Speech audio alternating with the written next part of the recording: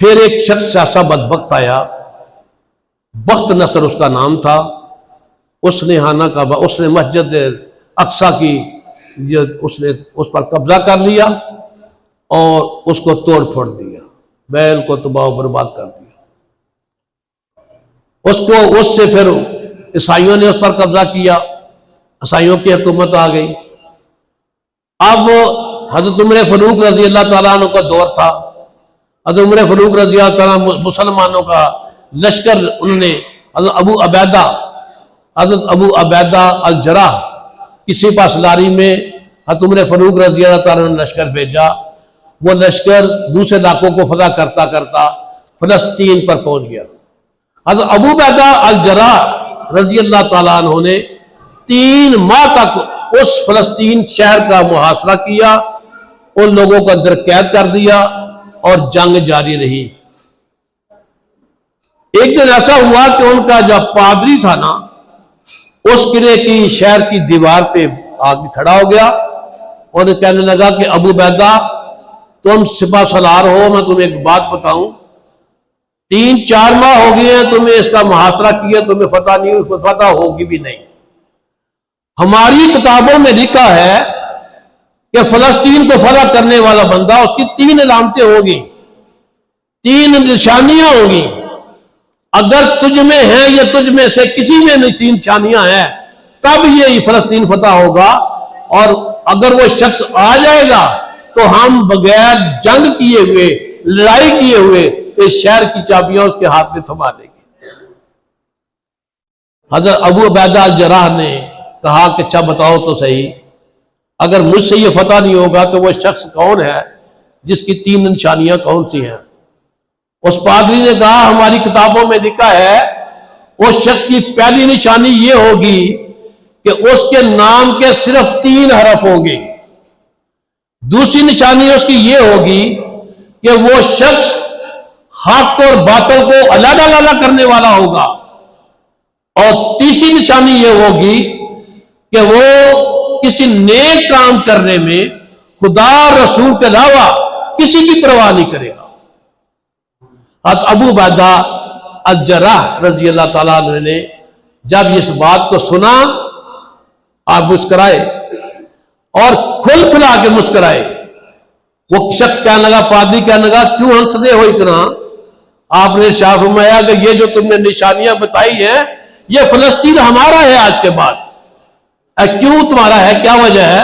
اس نے کہا یہ 3 نشانیاں بتانے والا ہمارا خلیفۃ المسلمین عمر فاروق ہے، ان کے نام میں 3 حرف ہیں، عین میم اور رے، اور ان میں یہ ہے کہ وہ حق اور باطل میں فرق کرنے والے ہیں، اس لیے ان کا نام آقا کی صلی اللہ علیہ وسلم نے فاروق رکھا ہے۔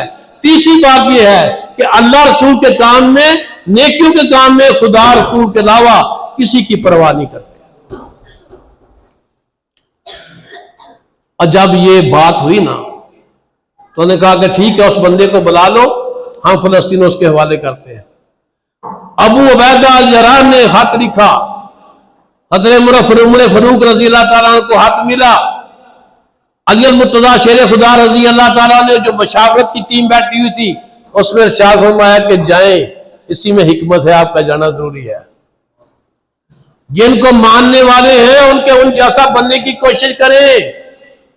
حضرت عمر فاروق رضی اللہ تعالیٰ نے 7 غلام دیا، 7 اونٹ لیا، اس پہ سوار ہو گئے، طے پایا کہ ایک منزل کے بعد دوسرا بیٹھے گا، دوسری منزل کے بعد پھر وہ پہلا بیٹھے گا، باری باری بیٹھنے کا فیصلہ ہو گیا۔ اب سفر طے کرتے رہے ہیں۔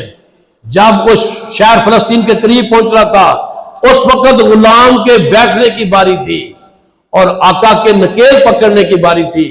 غلام ہاتھ جوڑ کر کہنے لگا حضور مہربانی فرمائیں، آپ اونٹنی پر آ جائیں، مجھے نکیل پکڑنے دیں۔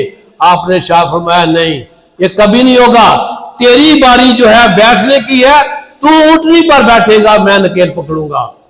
اب غلام اونٹنی پر بیٹھا ہوا ہے، آقا نکیل پکڑ کے جا رہے ہیں، اور جب نکیل پکڑ کے جا رہے ہیں دنیا اکٹھی ہے، سب انتظار کر رہے ہیں کہ کون آنے والا ہے جو جن کی وجہ سے ہمیں فتح نصیب ہوگی۔ دیکھتے ہیں ایک شخص اوپر بیٹھا ہوا ہے، वो समझते हैं यही आका है। तो शख्स ने कहा, हाथ जोड़कर कहा, मैं गुलाम हूं, आका ये चल रहा है, आका ये चल रहा है। तो उन्होंने कहा कि इतना बारीक साफ आदमी कि देखो वो एक खलीफातुल मुसलमीन होकर एक अपने सिपा सलार के पास आ रहा है, लेकिन इसकी भी परवाह नहीं की है। उन्होंने कहा कि यकीनन उमर पहली निशानी है और अल फारूक दूसरी निशानी है, और तीसरी बात यह है खुदा रसूल की मोहब्बत में नेकी करने में किसी की परवाह नहीं करता। जिस दिन आपने सफर के लिए रवाना होना था, साहबा ने अर्ज किया, खलीफातुल मुस्लिमीन आप ईसाइयों के मुल्क में जा रहे हैं, हर बादशाह अपनी साइकत के साथ जाता है, आपने जो कमीज पहनी हुई है इसमें पैबंद लगे हुए हैं, इसमें जोड़ लगे हुए हैं, जगह जगह से फटी हुई है, ये तो नहीं पहन जाए ताकि हमारी इस्लाम की साख हो। आपने क्या इरशाद फरमाया, मुझे इज्जत कमीज से नहीं मिली, मुझे इज्जत रब रसूल से मिली है, मुझे इज्जत इस्लाम लाने में मिली है, लिहाजा मैं इसी में जाऊंगा, यही मुझे पसंद है। तो आप इसी हालत में जाते हैं। जब जाते हैं तो देखने वाले ईसाई जब आपको देखते हैं, अपने इस्लाम को देखते हैं, तो कहते हैं यकीनन यही वो शख्स है जिसके बारे में हमारी किताबों में लिखा था कि इस किस्म का आदमी होगा, वो फलस्तीन को फतह करेगा।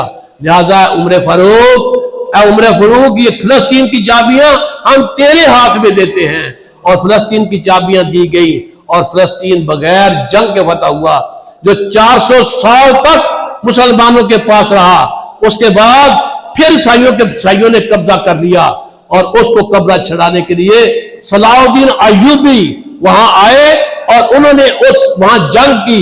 जंग करने के बाद फिर सलाउद्दीन अय्यूबी वहां काबिज हुए और 1100 साल मुसलमानों के पास फलस्तीन रहा। और अंदाजा लगा ले आप कि इतना अरसा मुसलमान वहां काबिज हैं। दोस्तों, मैंने अर्ज किया था कि वक्त के मुताबिक जुम्मतुल मुबारक छोड़ेंगे, 2 मिनट ऊपर हो गया। मेरा जी तो चाहता था इस बात को चलाया जाए, तो लिहाजा ये आखिर में यही बात करूंगा। हमारे ईमान की धड़कनें फलस्तीन में है, हमारी बरकतों का मरकज फलस्तीन में है। हम हज़रत उमर फारूक रज़ी अल्लाह ताला जब वहां से गुजरे थे ना फलस्तीन पहुंचने के लिए, तो आप जब मस्जिद अक्सा में आए, आपने वहां अपनी सवारी को खड़ा किया और सहाबा को कहा कि आओ मेरे साथ, हम देखें तो सही जब सरकार मेराज पे गए थे तो आपने इस्लाम ने अपनी ऊँटनी को अपनी बुराक को कहां बांधा था। फिर वहां तलाश करते रहे, फिर वहां आपने जमीन पर हाथ मारे और उस जमीन को अपने हाथों से साफ किया। तो ये हमारे लिए बड़ी बाबरकत जगह है। हमें हमारी धड़कनें फलस्तीनी भाइयों के साथ बाकायदा धड़क रही हैं, हम उनके साथ तावन करेंगे, इंशाअल्लाह तावन करेंगे। अगर हमारी हुकूमत हमें इजाजत दे, तन मन धन सब कुछ कुर्बान करने के लिए तैयार हैं। वमा अलैना इल्लल बलागुल मुबीन।